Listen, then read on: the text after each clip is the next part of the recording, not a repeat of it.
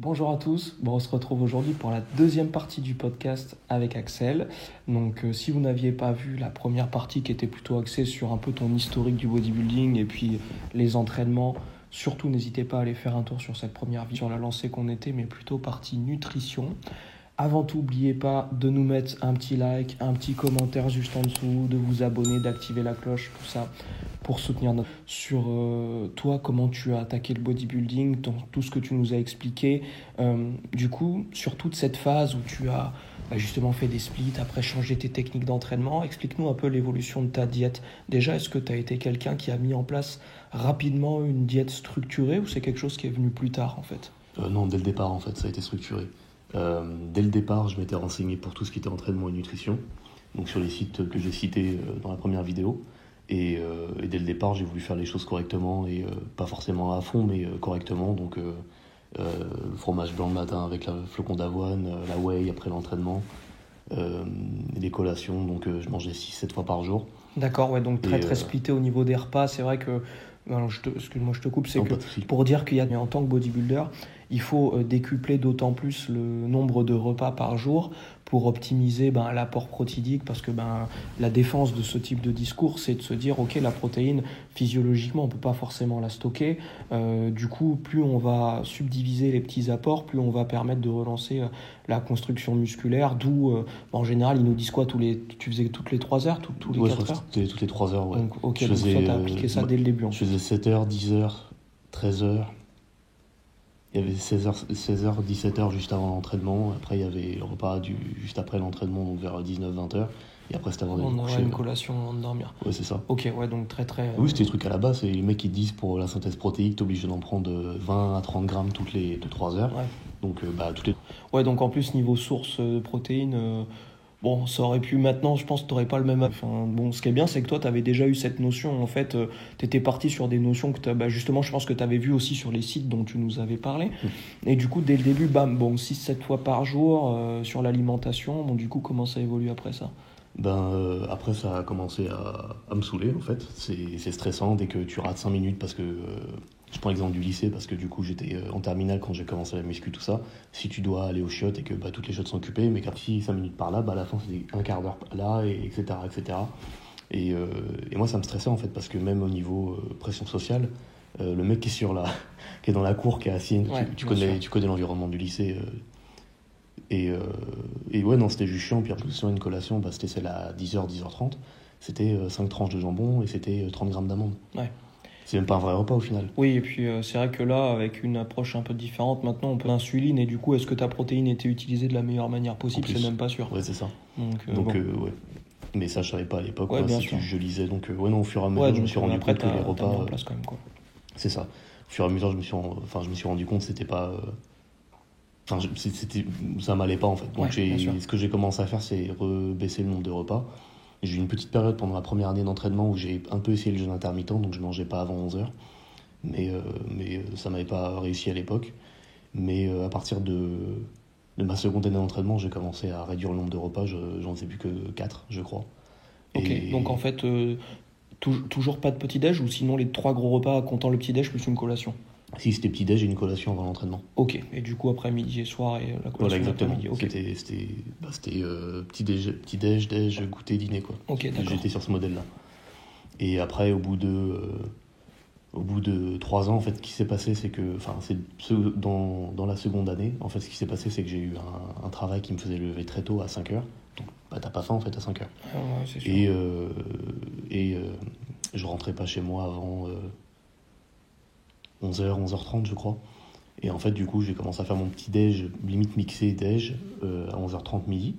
Et à manger juste avant la séance et juste après. Donc je suis tombé à 3 repas par jour. Et moi, ça m'allait très bien. J'étais content parce que le matin, à la base, je suis un gros mangeur le matin et je mange pas le soir. Mais c'est vrai que là, du coup, le fait de me lever, de direct m'habiller et puis... ça avait un peu inversé ça a un peu inversé la chose. Le cycle, et puis, en fait, ouais. Puis le fait que je m'entraîne le soir, au final, l'appétit venait le soir. Parce que du coup, la fatigue et l'envie de se poser, c'était le soir, c'était pas le matin. Bien sûr. Et puis après l'entraînement, on a tout de suite, le corps, pas forcément direct après, mais un peu après, il nous met un message comme quoi, ok, là, maintenant, il faut envoyer de la calorie, quoi. Exactement, ouais. Et comme j'étais toujours à manger clean, je faisais pas de cheat meal. Ouais, très peu. Ouais, ou très très très rarement. Mon premier kebab, par exemple, je me souviens, c'était le jour de l'an de l'année 2015. D'accord, ouais, donc tu avais déjà plusieurs années de muscu dans les Voilà, mains. et donc j'ai pas mangé de kebab avant mes 19 ans, tu vois. Ça m'a jamais intéressé. Tout ce qui était KFC, grec, tout ça. J'étais pas. J'étais pas intéressé, donc ouais, non, là, je t'avais déjà expliqué, ça c'était qu'au final, pendant 2-3 ans, les seuls ingrédients que je mangeais, c'était des œufs entiers, c'était du poulet, carottes, chocolat noir, noisettes, avoine, riz. D'accord. Ouais, donc en fait, c'est ça, oui, t'avais sélectionné des ingrédients qui te paraissaient optimaux par rapport à tes notions et puis tes connaissances de l'époque. Mais du coup, le point faible, si je puis dire, c'est que t'étais resté un peu bloqué dessus et du coup, tu tournais sur les mêmes ingrédients, si je me souviens bien. C'est ça. Du coup, ça t'a rapidement saoulé au final, ça aussi. Non, ça allait, moi ça Ah ouais? m'allait, bah oui, parce que j'ai tenu 2-3 ans dessus. Ah oui, oui, Non, je sais pas comment t'as fait.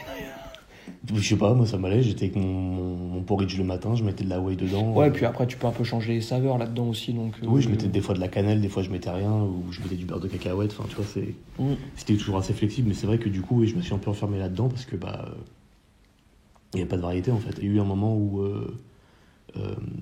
c'était à l'été 2016. L'été 2016, j'ai eu plein de stress à répétition par rapport aux études, par rapport au travail, par rapport à la vie personnelle, tout ça.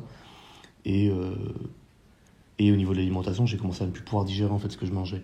Donc dès que je mangeais des flocons d'avoine, j'allais au chiottes juste après. Dès que je mangeais une poignée d'amandes ou noisettes, j'avais une espèce d'eczéma sur le visage, d'une plaque le long du nez, à gauche. La whey, elle me faisait mal au ventre. Les œufs me faisaient gonfler le ventre. Je comprenais plus trop ce qui se passait. Et j'ai fait un bilan sanguin. Et en fait, j'avais plein de trucs, malgré le fait que c'était la nourriture qui était censée être saine, j'avais plein de marqueurs qui commençaient à se dégrader. D'accord. Je vais pas dire que j'ai frôlé un niveau 1 d'insuffisance rénale, mais j'étais quand même pas loin. J'étais presque en phase de prédiabète. La protéine C-réactive, donc de marqueur d'inflammation, était vachement haute. Ok. Le cholestérol, j'ai toujours eu bas. Mais là, il est un peu plus élevé que la normale. Enfin, pas normale Oui, normale à moi. oui, bien sûr, mais dans les normes... Oui, voilà, ma norme, c'est ça. Là, c'était un peu plus haut. Mm. Et puis les triglycérides, les transaminases du foie, elles avaient explosé. Donc, je m'étais dit, bon, là, il y a clairement un truc dans le tout qui va pas, parce que même, j'arrivais pas à dormir, je me sentais pas bien, j'avais les dents qui me faisaient mal. Il y avait plein de trucs qui... Ah ouais, grosse accumulation de stress en plus. Oui, pour puis le coup, c'est le moment aussi où j'ai perdu les cheveux sur les tempes, c'est tombé d'un coup, quoi, en un mois, d'un coup, plus rien ici. D'accord. Donc j'avais aussi un trou là, donc j'avais fait une espèce de pelade, je sais pas ce qui s'était passé, et tous les cheveux étaient devenus super grosse accumulation de stress. Ouais, je pense, ouais. Et la diète n'avait pas aidé. Donc du coup, j'ai dû repartir sur un truc, bon voilà, je regarde ce qui me va, ce qui me va pas, peu importe ce que la science ou ce que les gens pourraient en dire. Et au final, les flocons d'avoine, j'ai progressivement arrêté. La cannelle, j'aimais beaucoup saupoudrer avec la cannelle. Au final, j'ai été lire quelque part que ça augmentait la charge, sans cannelle, c'est mieux passé. Donc j'ai arrêté. Tout ce qui était flocons d'épeautre ou de maïs ou de cornflakes ou je ne sais quoi, que des fois je pouvais peut-être un peu alterner avec l'avoine pour voir si ça passait. Ça passait plus. Viré. Le riz, j'en avais mangé 4 en non-stop, j'étais dégoûté, donc j'ai remplacé par la pomme de terre, la patate douce. Ok. Et même des fois du pain.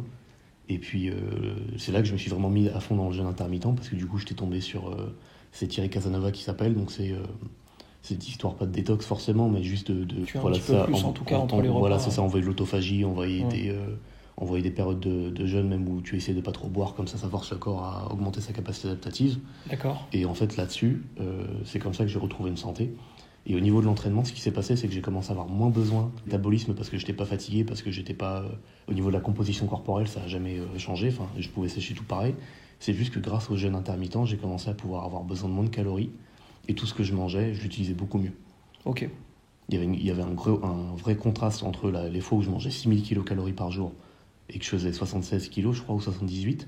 Et là, maintenant, après, c'est peut-être aussi l'âge et peut-être moi qui suis saoulé, mais juste en manger 4000, 4500 par jour, c'est limite impossible. Et c'est ça. Et puis le truc, c'est que ça, on en avait parlé aussi, c'est que déjà, par rapport aux diètes, là, à chaque fois, je te rattrape en pleine volée sur des choses hyper intéressantes pour ramener un petit peu sur des sujets qui nous concernent tous les deux. Je sais que même quand tu vas en sèche, tu as des diètes qui sont où tu es à quoi 3000, tu es en sèche, quoi. Ouais.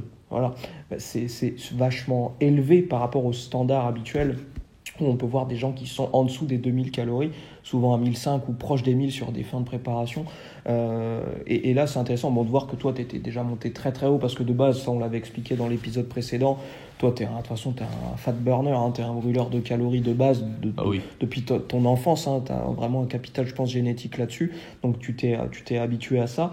Et c'est vrai que là, par rapport à tous ces désordres digestifs qui sont apparus, je pense que y a en effet cette répétition d'aliments où il y a peut-être certaines irritations, il y a peut-être beaucoup de légumes fibreux aussi, plus l'avoine et tout, on sait qu'il y a beaucoup de fibres, plus l'accumulation d'un certain stress à un certain moment.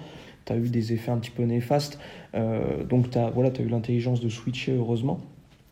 Et en tout cas, comme tu dis, à 4500 calories, tu continues à progresser. Et pour toi, c'est relativement peu par rapport à tes habitudes caloriques. Et c'est vrai que suivant où on se met... Ça n'a rien à voir avec avant. Et suivant le référentiel dans lequel on se met, les gens vont se dire 4500 calories, mais c'est du bulk cheat, du cheat bulk et tout, alors que pas du tout, parce que tu restais sur des ingrédients relativement nobles.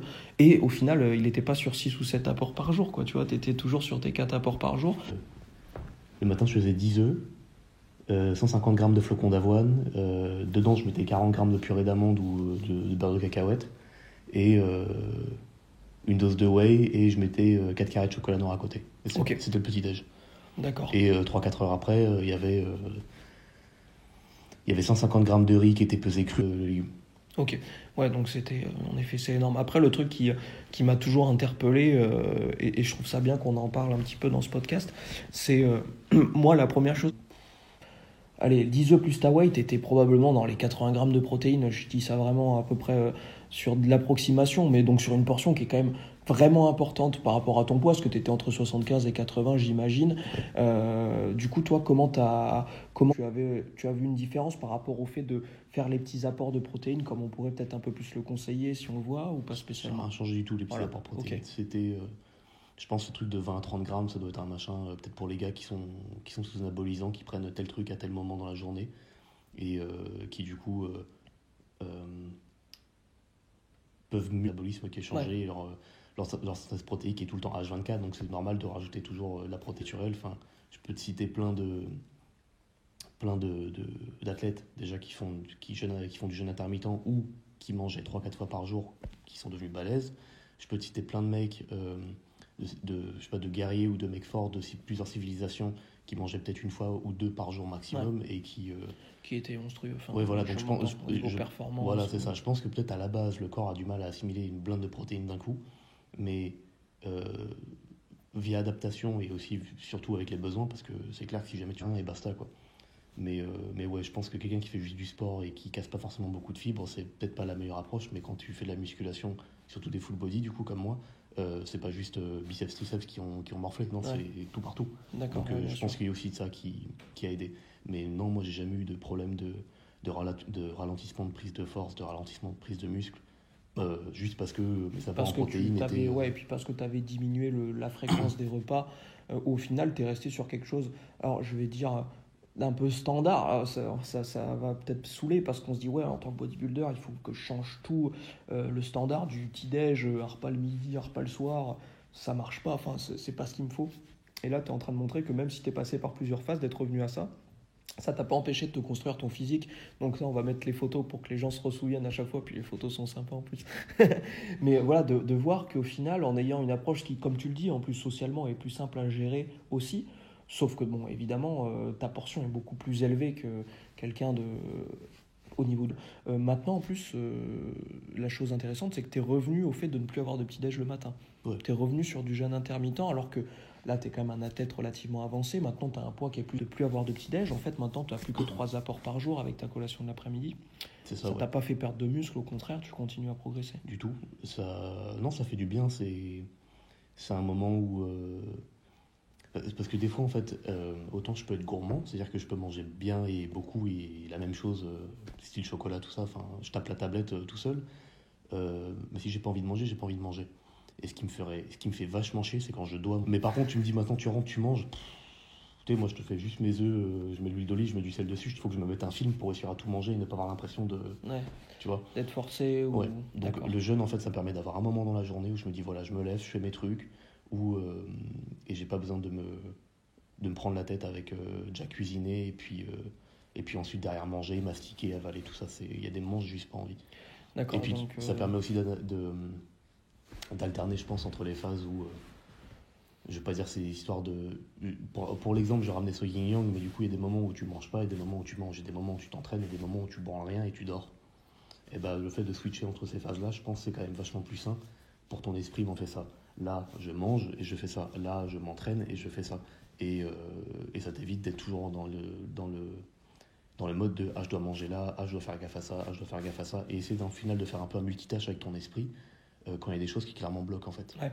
En fait, ça rejoint beaucoup l'alimentation intuitive. C'est un podcast que j'ai fait avec Claudia il y a pas longtemps. Je sais pas si tu as fait attention ou pas, sinon on en reparlera hors caméra. Sinon, moi, je vais vous mettre le petit lien pour ce podcast où justement on évoquait tout le thème de l'alimentation intuitive que là tu mets en avant assez naturellement au final, qui est que c'est réapprendre enfin c'est ce qu'on aurait toujours dû faire, mais malheureusement qui s'est perdu avec tous les dictats sociaux et puis la vision globale de l'alimentation qu'on nous a amené à voir.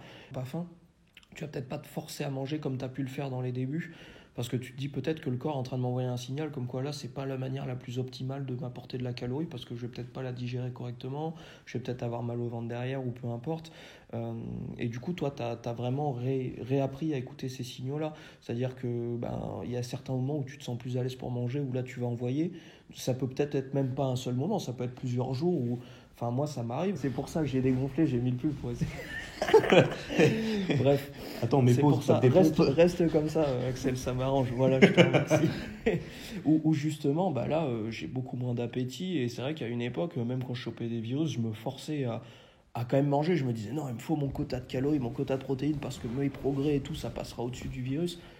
Je sais pas si c'est vrai ou si c'est faux, mais maintenant je préfère vraiment aller un peu plus light et laisser mon corps se régénérer. Et en tout cas, je le ressens comme ça et je préfère écouter ce genre de signaux.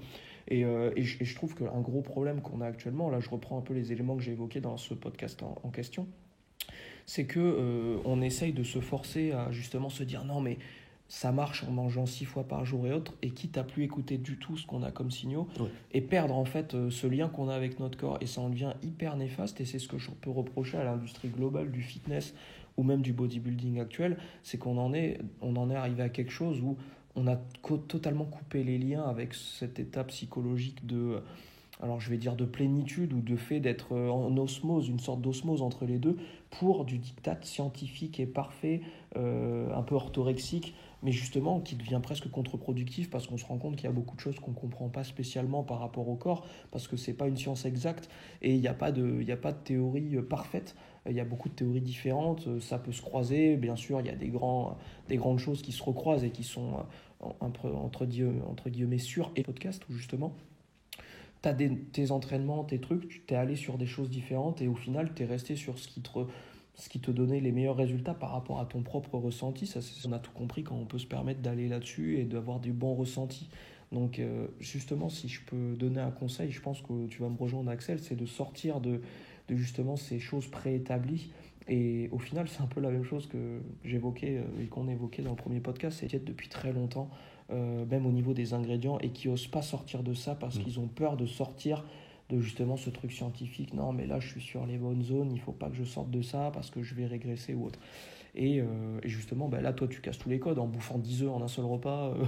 Tu vois, à partir de là, on est là, mais what the fuck, c'est pas possible. Et si, ça peut fonctionner, quoi. Ouais. Donc, bien sûr, je pense que pour quelqu'un qui n'a pas testé, il va peut-être pas passer de 3 œufs à 10 œufs d'un coup. Non, faut pas. Parce que voilà, c'est ça, niveau digestion, ça risque d'être compliqué, mais en tout cas, se dire que peut-être une portion plus que derrière le corps il suit pas, vous êtes en PLS pendant 2 heures, bon, c'était peut-être pas optimal, mais là moi je peux vous dire que pour passer tout se passe bien, et voilà, donc c'est bien que le niveau digestion il a une capacité qui s'est formée à force, donc qui fait que toi ça te correspond sur ce type d'alimentation, quoi.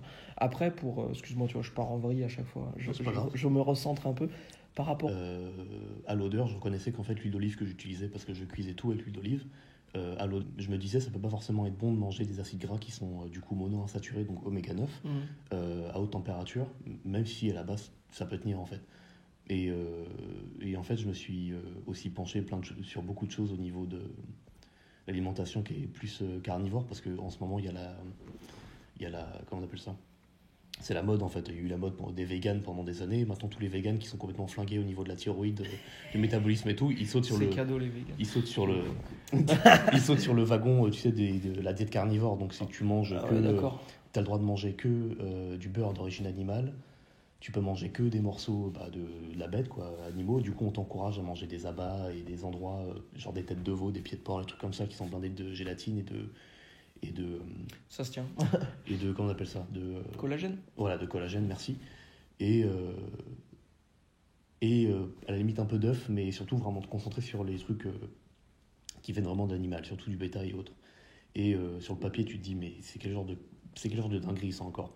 Et au final, tu te rends compte qu'il y a beaucoup de peuples et de civilisations qui, effectivement, comme les Amérindiens ou les Inuits, par exemple, ne tournaient qu'avec ça.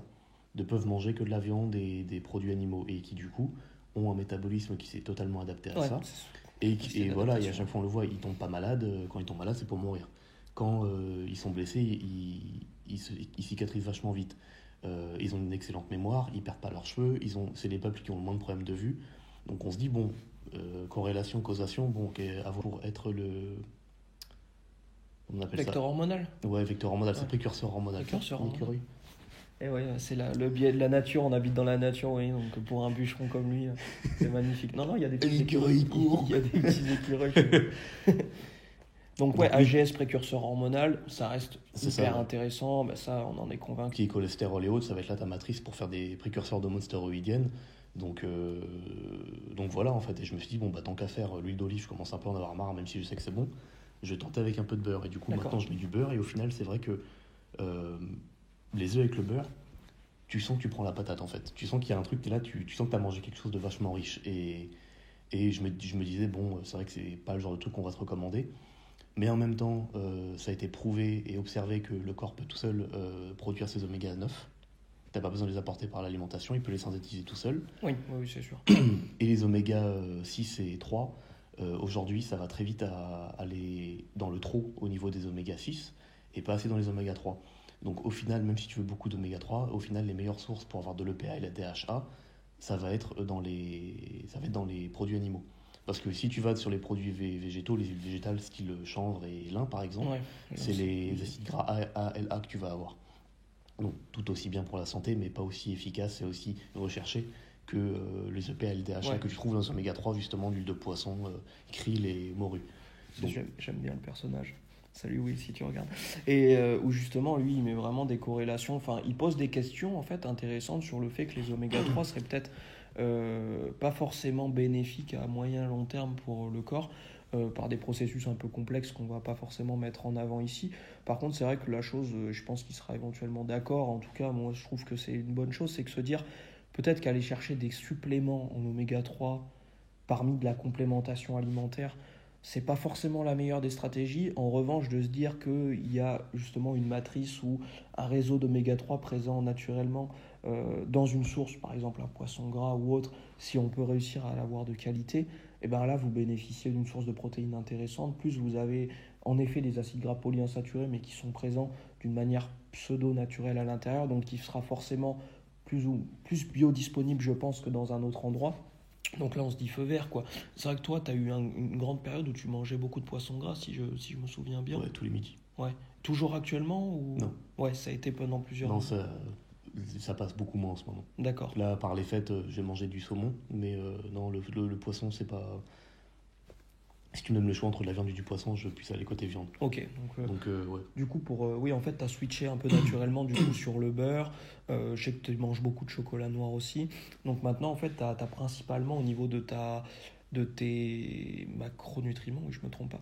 En fait, toute ta partie acide gras, elle vient principalement des acides gras, des produits bruts comme la viande, et puis tout ce qui va être acide gras saturé au final, hein, C'est par ça, ouais. le beurre et le chocolat noir. D'accord, est-ce que tu as spécialement... Rarement. C'est une poignée par-ci par-là. Ouais. J'ai même plus envie en fait. C'est que je fonctionne. Je m'étais dit, je vais essayer parce que c'est aussi, j'ai oublié de préciser, j'ai aussi commencé à inclure tous les 7-10 jours un bon morceau de foie. Ok, ouais, un abat du coup sous forme de foie. C'est ça, parce que les huîtres, je sais que c'est blindé en zinc et en plein de bonnes choses, mais moi les fruits de mer, non, j'arrive pas. T'as du mal. Ouais, par les crevettes, j'arrive pas. C'est déjà pas mal. Donc ouais, non. Je me suis dit, bon, vas-y, je vais essayer les abats, je vais J'ai fait... ouais, voilà, c'est ça.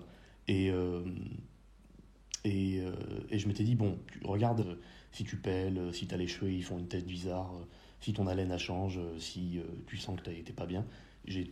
Déjà, ça va faire quoi? Ça va faire 2 mois que je fais ça. Et il n'y a pas eu un seul truc qui a changé, voire même j'ai l'impression que déjà niveau digestion ça se passe encore mieux que d'habitude. Euh, et au niveau de tout ce qui est des fois les petits boutons que je pouvais avoir, que je savais que c'était avec le foie ici sur le front, j'en ai plus en fait. D'accord. J'ai plus ça. Et puis il y a des photos quand même que j'ai revues de moi il n'y a pas longtemps, quand j'avais 20-21 ans, justement cette année 2016 où il y a eu un gros stop au niveau de la santé. Euh, j'ai l'impression que sur certains angles ou certaines lumières ou je ne sais quoi, je fais plus jeune maintenant en fait. Ok. Même si j'ai la barbe plus longue, au Oui, niveau bien du sûr, visage, si tu ça te fait moins, rasais, ouais. j'ai l'impression que ça fait plus jeune en fait maintenant. Donc, et puis pour les bilans sanguins, du coup, la glycémie elle est retombée vachement basse. Euh, les reins, il n'y a plus de soucis. Le cholestérol, je t'avais dit, il est descendu tellement bas, c'est limite trop bas. Euh, Alors que pourtant, tu blindes en jaune d'œuf et en beurre, le sanguin et autres, ça va mais pas être au bon. contraire, ça a été démontré que le cholestérol alimentaire et sanguin, c'est pas du tout. C'est pas forcément corrélé C'est ça. et à la rigueur, on va essayer peut-être de le diminuer dans le cadre où il y a déjà une hyper interne de l'utilisation C'est ça. justement de des acides gras. Donc, Et puis même les plaques qu'on reproche de faire d'athérome. Ouais, les plaques d'athérome pour les AVC et tout, au final, dans la plaque d'athérome même, il n'y a qu'un tiers qui est fait de cholestérol. Le reste, c'est D'accord. des déchets et de la calcification. Donc Ouais, bien même tes sûr. plaques d'athérome, c'est pas tellement tant que ça du C'est cholestérol. pas Donc, forcément que le cholestérol qui va être c'est ça, responsable de ouais. ça, ouais, c'est Et sûr. puis le foie, il a son cycle pour créer le cholestérol et il le fait que si dans ton alimentation, il y a pas de cholestérol.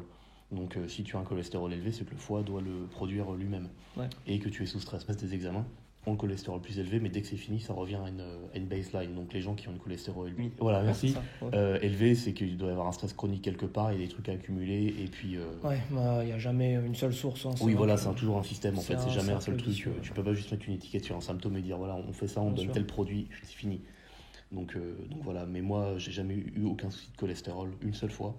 Et le fait de manger encore plus là Ouais.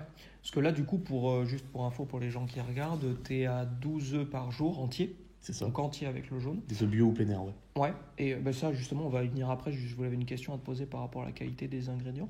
Et du coup plus du beurre et un peu de chocolat noir quoi. Ouais, 4 carrés et c'est 70% minimum. Ok, donc vous voyez que c'est vrai que là on se dit, waouh, ça fait un peu peur, on se dit, putain, 12 œufs entiers, est-ce qu'on va pouvoir le tolérer? Est-ce que le cholestérol va pas partir en vrille? Bon là on a un exemple que dans ce cas-là, ça fonctionne relativement bien. Donc c'est intéressant tout au moins de prendre notion de ça et d'ouvrir un peu son esprit à des choses peut-être un peu différentes des notions que vous aviez actuellement. Pour terminer rapidement, parce que là on a dû encore péter le compteur, je sais pas combien de temps on en est, mais c'est tellement intéressant. Bien entendu, toi, t'es vraiment, toi, de toute façon, t'es pas mal carnivore, entre guillemets, dans le sens où tu manges de la viande, il n'y a pas de souci par rapport à tout ça. Du coup, niveau qualité, comment tu vois tout ça? Parce que moi, personnellement, je suis persuadé que ça vient principalement des surproductions et de la qualité des ingrédients qu'on peut s'offrir, entre guillemets. Après, j'entends tout à fait que peu importe que ce soit pour un étudiant ou autre, c'est pas toujours facile d'avoir accès à des produits de qualité, ou en tout cas, on a besoin d'argent peut-être pour autre chose. Tout le monde n'a pas envie de mettre 100% de son budget dans l'alimentation des ingrédients. Toi, quelle est ta relation avec ça? Est-ce que tu as toujours mis quand même un budget un peu important là-dedans? Est-ce que pour les œufs, pour tout, les œufs, je pense pour le coup, c'est une bonne solution parce qu'il y a moyen d'avoir des œufs de qualité sans que... Moi, au niveau de la qualité des ingrédients, la diète, ça a toujours été les œufs que je me faisais un point d'honneur à les avoir toujours bio au plein air. Ok. La viande, tu peux te débrouiller à ne manger que par exemple du poulet. Et du poulet de batterie, on s'en bat les couilles. Tu retires les bouts de gras, tu le rinces bien, tu le cuis à bonne température. Il y a beaucoup de saloperies que tu vas dégager comme ça. Et même, comme c'est de la viande maigre et que la plupart des toxines et des déchets s'accumulent dans les graisses, exactement. Ouais. Les petits bouts de gras qu'il y a par-ci par-là, tu les retires. Et y a pas de... Pour le coup, le prix du poulet bio, alors je sais pas, ça doit du coup être élevé en plein air ou autre. Enfin, c'est impressionnant quand même. Ouais. Tu fais x3, x4 en magasin bio, t'es là, putain, et oui. ma tranche c'est 12 euros. C'est ça. Ça fait mal, quoi, hein, franchement, même quand on gagne notre vie, c'est pas rien, quoi. Tu me dis, si tu en bouges ça 4 fois par jour, bon là, d'accord. Donc, ça a un coût, quoi, c'est évidemment. Au niveau des fruits et légumes, moi j'ai fait bio et pas bio. Franchement, s'ils sont pas bio, tu les rinces et peut-être à la limite tu épluches, tu retires la peau.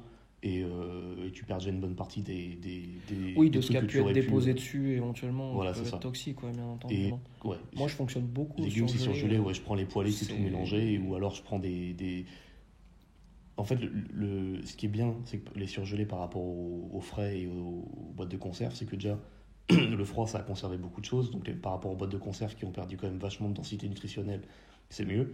Au niveau de la conservation, plus facile que du frais, parce que le frais, il peut moisir, il peut prendre l'humidité, il peut tourner tout simplement. Donc ouais. Mais ouais, au niveau de la qualité des ingrédients, je pense que c'est surtout au niveau des œufs qu'il faut être intransigeant. Surtout avec un truc à la vie comme le jaune d'œuf et tout, oui. où on en profite aussi pour avoir du coup une source de protéines, mais une source de vitamines, de minéraux et de matières grasses. Absolument. En fait, c'est la mine d'or, donc c'est peut-être celle-ci qui doit être de meilleure qualité possible. Ouais. Et puis, moi aussi, autour de l'entraînement, il y a aussi du miel que je consomme. Le miel, si on peut éviter d'avoir un truc qui fait, c'est écrit sur l'étiquette, qui vient de pays d'UE et hors UE, donc Union Européenne, c'est mieux parce que quand on regarde au niveau des réglementations, les mecs ils te mettent du sirop de glucose fructose et ils mettent un colorant et c'est du miel. Et voilà. Alors pas vu les abeilles ce miel. C'est ça. Alors du miel brut, tu peux trouver. Moi, nous deux, on est en région parisienne. Il y a des apiculteurs locaux qui n'ont pas forcément l'argent ou même l'envie de se faire connaître et de payer un logo et d'exporter à droite à gauche. Mais je suis sûr qu'il y a des apiculteurs pas loin qui peuvent vous fournir un miel de qualité, un miel brut. Peut-être même bio. Mais ce sera plus bio que le miel bio que tu en grande. Voilà, exactement. Ouais. Et au niveau des prix, je me souviens que j'avais pour l'enquille, effectivement, j'ai quand même mis du temps parce que je suis à raison d'une une ou deux grosses cuillères à café dans la bouteille d'entraînement, quoi. Ouais. Donc, non, je pense que ce genre de choses-là, il faut mettre le budget. Après, les fruits et les légumes, ouais, tu peux te débrouiller sans être bio. Je pense que même bio ou générique. Et puis au niveau de la viande, si t'as pas envie ou si t'as pas les moyens, tu te prends du poulet, tu retires les bouts de gras et basta en fait. Et ça peut passer, ok.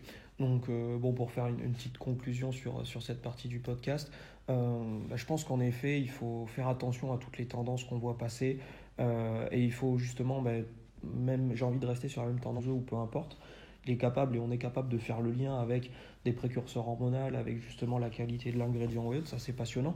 Et justement, de ne pas avoir peur, peut-être au niveau de vos acides gras, au niveau de choses, de changer un peu votre répartition calorique et justement de voir comment vous réagissez à ça, d'aller avec la progression avec ça, de rétablir un peu le contact et l'alimentation intuitive dans tout ça. Dernière petite question, j'y pense rapidement. Est-ce que tu as pendant toute ta carrière ou tes années sportives, compter les calories ou pas du tout? Au début, oui. Et au début, j'avais la calculette, il y avait écrit 358. Team MyFitnessPal, quoi. Ouais, voilà. Ok, d'accord. Et j'avais un post-it et tous les jours de la semaine, je notais. Et après, à la fin, je faisais une moyenne des 7 jours. Enfin, j'étais... Ouais. Mais je suis passé par là aussi. Ah ouais, non, j'étais parti loin. Et en fait, quand j'ai refait mes diètes, plus tard, parce que ça c'est le moment où je faisais 7-8 repas par jour. Quand je faisais les 4 repas par jour, je me suis fait chier une après-midi à tout bien calculer. J'ai dit bon d'accord, voilà, tant de grammes, j'avais ma balance, je pesais, je mangeais. Ouais, et en fait au fur et à mesure tu te rends compte que par exemple pour un bol de céréales, tu fais à la louche en fait. Si ton paquet fait 800 grammes, c'est que tu sais que si tu prends 100 grammes, le paquet est censé être... Il dure une semaine, quoi. Enfin, 8 jours. C'est 8 jours. Donc voilà.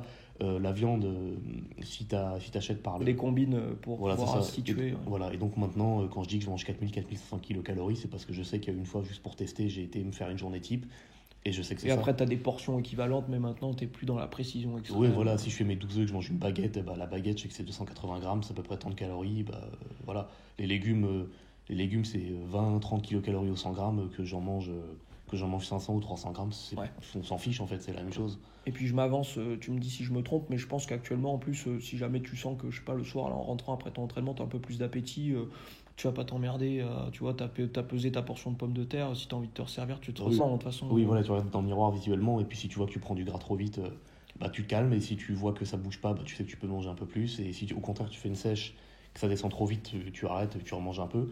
Et que si ça bouge pas, tu sais qu'il y a un truc qui doit changer, peut-être manger un peu moins, peut-être plus de cardio, peut-être l'entraînement. Merci encore pour toutes ces informations.